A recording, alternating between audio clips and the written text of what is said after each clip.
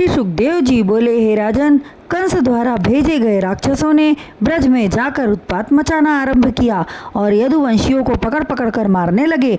जो यदुवंशी शेष बचे वे भागकर दूसरे देशों में जा छिपे। जब कंस ने देवकी के 6 पुत्रों का वध कर डाला, तब देवकी एवं वसुदेव ने भगवान श्री नारायण की स्तुति करते हुए अति दीन होकर कहने लगे, हे दीनदयाल, कंस ने हमारे सभी पुत्रों को मार दिया। हे स्वामी, हम आपकी शरण में हैं, हम पर अब दया करो। उनकी प्रार्थना सुनकर भगवान श्री नारायण ने 7वें बालक के रूप में भगवान शेष जी को देवकी के गर्भ में भेजा।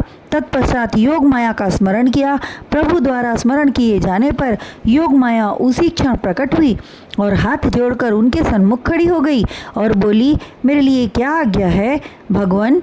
तब श्री हरिनारायण बोले, हे कल्याणी, तुम मथुरापुरी में जाकर देवकी के गर्भ में पल रहे भगवान शेष जी को निकालकर नंद बाबा के घर वसुदेव की स्त्री रोहिणी के गर्भ में स्थापित कर दो और स्वयं नंद बाबा की पत्नी यशोदा के गर्भ में स्थित हो जाओ।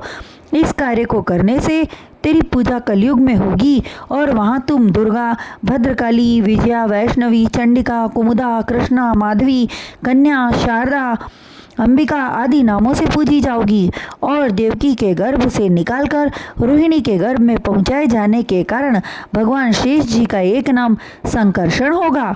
लोक रंजन होने के कारण राम और बाणा धारण करने के कारण शेष जी बलराम कहे जाएंगे। योग माया ने स्वप्न में देवकी तथा वसुदेव को बतला दिया कि मैंने तुम्हारे गर्भ को निकालकर रोहिणी के गर्भ में पहुंचा दिया। यह जानकर वे अत्यंत प्रसन्न हुए और प्रातःकाल गर्भ खंडित होने का समाचार वसुदेव ने पहरेदारों से कंस को भिजवा दिया। तब कंस ने पहरेदारों से कहा कि अब तुम सब देवकी के 8वें गर्भ का विशेष ध्यान रखना और बालक के उत्पन्न होते ही समाचार देना। यह कहकर कंस अपने राजमहल को वापस चला गया। भगवान श्री नारायण वासुदेव जी के शरीर में व्याप्त होकर देवकी के गर्भ में प्रवेश किए। उस समय देवकी के मुखमंडल की आभा निखर आई।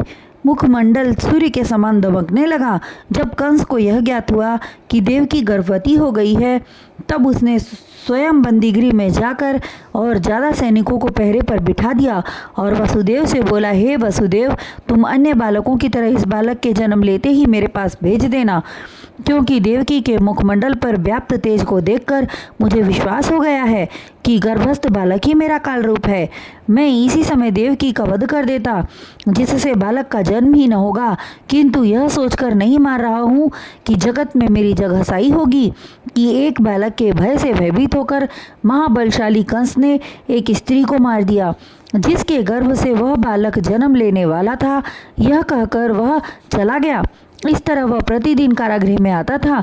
जब भगवान श्री नारायण के प्रकट होने का समय आया, तब वे स्वप्न में वासुदेव जी को दर्शन देकर कहा, हे वासुदेव, तुम डरो मत, मैं शीघ्र ही अवतार लेकर तुम्हें बंधन मुक्त करूंगा। उस समय माता देवकी सोई रहेगी। तुम मुझे उठाकर चुपचाप निकल जाना। तुम्हारी हथकड़ियाँ, बेड़ियाँ स्वतः ही खुल जाएंगी, पहरेदार सो जाएंगे, कारागार के फाटक खुल जाएंगे। तुम निर्भय होकर मुझे गोकुल नंद जी के घर पहुंचा देना। वहाँ एक कन्या होगी, उसे उठाकर अपने साथ ले आना। यह कहकर प्रभु अंतर्ध्यान हो गए।